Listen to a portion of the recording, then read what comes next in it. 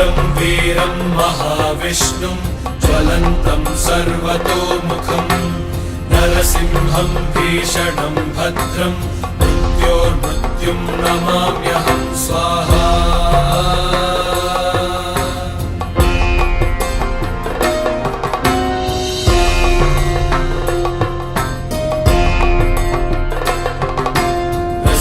कवचं वक्ष्ये प्रह्लादेनोदितं पुरा सर्वरक्षाकरं पुण्यं सर्वोपद्रवनाशनं स्वाहा।